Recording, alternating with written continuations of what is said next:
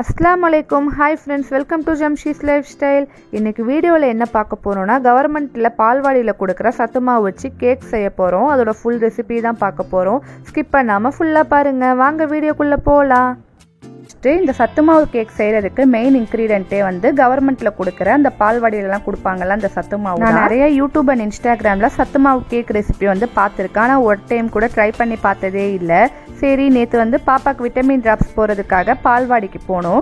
அப்போ அந்த அக்கா வந்து சத்து மாவு வாங்கிக்கோங்க அப்படின்னு சொன்னாங்க. சரி, கேக் ட்ரை பண்ணி பார்க்கலாம் அப்படின்னு சொல்லி வாங்கிட்டேன். இல்லை சின்ன குழந்தைங்க இல்லை ப்ரெக்னென்ட் லேடிஸ் அவங்களாம் இருந்தால் இந்த சத்து மாவு வந்து பால்வாடியில் ஃப்ரீயாகவே கொடுப்பாங்க. மறக்காமல் வாங்கி ட்ரை பண்ணி பாருங்க. ஜாரில் 2 கப் சத்து மாவு வந்து ஆட் பண்ணிக்கணும். ஆட் பண்ணி லைட்டாக கிரைண்ட் பண்ணி எடுக்கணும். ஏன்னா சில சத்து மாவு வந்து குறன்னு இருக்க வந்து வாய்ப்பு இருக்குது. அதனால கொஞ்சம் சாஃப்டாக ஆகிறதுக்காக ரொம்பலாம் அரைக்க வேணாம். ஜஸ்ட் 2-3 தடவை பல்ஸில் வச்சு எடுத்தாலே போதும், சாஃப்டாக ஆகிடும். மிக்சியில் அரைச்சி எடுத்தாச்சு. சத்து மாவு வந்து சாஃப்டாக வந்துருச்சு. நெக்ஸ்ட்டு நம்ம எந்த கப்பால் சத்து மாவு சேர்த்தோமோ அந்த கப்பில் 1/4 பங்கு அளவுக்கு வந்து சுகர் ஆட் பண்ணிக்கலாம். சத்து மாவில் ஏற்கனவே வெல்லம் கலந்து தான் இருக்கும், நம்ம கொஞ்சோண்டு சேர்த்தா போதும். நெக்ஸ்ட்டு ஃப்ளேவருக்காக 3 ஏலக்காய் சேர்த்துருக்கேன். உங்கள் வீட்டில் வெண்ணிலா எசன்ஸ் இருந்தால் அதையும் சேர்த்துக்கலாம். நான் இன்றைக்கி வீட்டிலே இருக்கிற பொருள்லாம் வச்சு செய்யலான்னு சொல்லி ஏலக்காய் சேர்த்துட்டேன். அதுக்கப்புறம் அதையும் வந்து 2 பல்ஸ் விட்டு கிரைண்ட் பண்ணாலே சுகர் வந்து சத்து மாவு கூட நல்லா மிக்ஸ் ஆகிடும். நெக்ஸ்ட்டு இதில் 2 முட்டை ஆட் பண்ணியிருக்கேன். நீங்கள் வெஜிடேரியனாக இருந்தால் முட்டைக்கு பதிலாக கர்ட் ஆட் பண்ணிக்கலாம். நெக்ஸ்ட்டு நான் ஒரு 4 ஸ்பூன் வந்து ரீஃபண்ட் ஆயில் ஆட் பண்ணியிருக்கேன். தேங்காய் எண்ணெய், நல்லெண்ணெய் இந்த மாதிரி ஃப்ளேவர் தண்ணி எண்ணெய் சேர்க்காம அந்த ஃப்ளேவர் இல்லாத ரீஃபண்ட் ஆயில் வந்து ஆட் பண்ணியிருக்கேன். நெக்ஸ்ட்டு 3/4 டீஸ்பூன் அளவுக்கு பேக்கிங் சோடா ஆட் பண்ணியிருக்கேன். அப்போ தான் கேக் வந்து நல்லா ஃப்ளஃபியாக வரும்.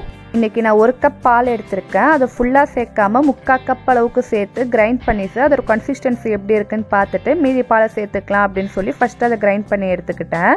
கன்சிஸ்டன்சி வந்து ரொம்ப திக்காக இருந்துச்சு, அதனால நான் மீதி பாலையும் சேர்த்துக்கிட்டேன். நீங்கள் ஒரேடியாக பால் ஊற்றினா ஒரு தண்ணி ஆகிட்டா எதுவுமே செய்ய முடியாது. அதனால நீங்கள் ஃபஸ்ட்டு இப்படி செக் பண்ணிவிட்டு உங்களுக்கு தேவையான அளவுக்கு பாலை ஊற்றி இந்த மாதிரி கிரைண்ட் பண்ணிக்கோங்க. மிக்ஸ் பண்ணி எடுத்தோடனே அதோட கன்சிஸ்டன்சி வந்து இந்த மாதிரி தான் இருந்துச்சு. ரொம்ப திக்காகவும் இல்லாமல் ரொம்ப தண்ணியாகவும் இல்லாமல் ஒரு மீடியமான கன்சிஸ்டன்சி. அதை பார்த்தாலே உங்களுக்கு தெரியும்.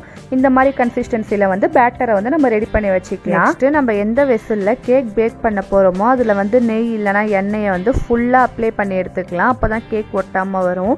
என்கிட்ட பட்டர் ஷீட் இல்லாதனால நான் இந்த மாதிரி செய்கிறேன். உங்கள்கிட்ட பட்டர் ஷீட் இருந்தால் நீங்கள் அதை யூஸ் பண்ணிக்கலாம். வெசல் வந்து கொஞ்சம் அகலமாக தாராளமாக இருக்கிற மாதிரி ஒரு வெசல் எடுத்துக்கோங்க. நெக்ஸ்ட்டு நம்ம ஆயில் அப்ளை பண்ணோம்ல, அதுக்கு மேலே மைதா மாவு இல்லைனா கோதுமை மாவு வந்து லைட்டாக தூவி எடுத்து அதையே தட்டி எடுத்துக்கலாம். அப்போ தான் வந்து கேக்கை டீமோல் பண்ணும்போது அது ஈஸியாக வந்து உடையாமல் வரும். நெக்ஸ்ட்டு நம்ம ரெடி பண்ணி வச்சுருக்க பேட்டரை இந்த வெசலில் வந்து ஊற்ற வேண்டியதான். பேட்டர் வந்து அந்த வெசலில் பாதி அளவுக்கு தான் வந்திருக்கணும். 3/4 அளவுக்கோ ஃபுல்லாக வந்தால் கேக் வந்து மேலே பேக் ஆகி வராது. அதனால ஒரு தாராளமான வெசலே வந்து நீங்கள் வச்சு பேக் பண்ணிக்கோங்க. நெக்ஸ்ட்டு இன்றைக்கி நான் வீட்டில் இருக்கிறதுலே கொஞ்சம் பெரிய குக்கராக எடுத்து அதுக்குள்ளே வந்து கல்வடைன்னு சொல்லுவாங்க அந்த பாத்திரம்லாம் வைக்கிறது, அதை வச்சு ஒரு 10 மினிட்ஸ் வந்து அது நல்லா ஹீட் ஆகிற வரைக்கும் ப்ரீ ஹீட் பண்ணி வச்சுருக்கேன். நெக்ஸ்ட்டு கல்வடை மேலே நம்ம பேட்டர் ஊற்றி வச்சுருக்க வெசலை வச்சு அதை வந்து க்ளோஸ் பண்ணி வைக்கணும். அப்போ தான் வந்து சீக்கிரமாக வேகும். அதை க்ளோஸ் பண்ணிவிட்டு நம்ம குக்கரை வந்து க்ளோஸ் பண்ணிட வேண்டியதான். விசில் எதுவுமே வைக்கக்கூடாது, கீழே வாட்டர் ஊற்றக்கூடாது. வெறும் அப்படியே அந்த ஹீட்லேயே வந்து கேக் வந்து பேக் ஆகி வரணும். ஸ்டவ்வை லோ ஃப்ளேம்லேயே வச்சு தான் குக் பண்ணணும். 15 மினிட்ஸ் கழித்து குக்கரை ஓப்பன் பண்ணி பார்த்தா கேக் வந்து லைட்டாக அப்படியே ஃப்ளஃபியாக அப்போ தான் வர ஆரம்பிக்கும். அப்போ வந்து நான் இன்றைக்கி வந்து முந்திரி வந்து குட்டி குட்டியாக கட் பண்ணி எடுத்துருக்கேன். அதை வந்து மேலே வந்து அப்படியே தூவி விடணும். அதை ஃபஸ்ட்டே ஏன் தூவலோன்னா அந்த முந்திரிலாம் வந்து கீழே அந்த பேட்டர் கூட போய் சேர்ந்துடும். இப்போ ஃப்ளஃபியாக வரக்குள்ளே போட்டால் கரெக்டாக மேலேயே அது கூட சேர்ந்து பேக் ஆகும். அதனால 15 மினிட்ஸ் கழித்து இந்த மாதிரி ஓப்பன் பண்ணி முந்திரி உங்கள்கிட்ட என்ன நட்ஸ் இருக்கோ போட்டுக்கலாம், வால்நட் அந்த மாதிரி. நான் இன்றைக்கி வந்து முந்திரி போட்டிருக்கேன். போட்டு திரும்பி வந்து எப்படி இருந்துச்சோ அதேமாரி க்ளோஸ் பண்ணி வச்சிடலாம். 1 hour later. கரெக்டாக நட்ஸ் போட்டு 1 hour கழித்து நான் இந்த குக்கரை வந்து ஓப்பன் பண்ணி பார்த்தேன் வெந்துருச்சா அப்படின்னு சொல்லி.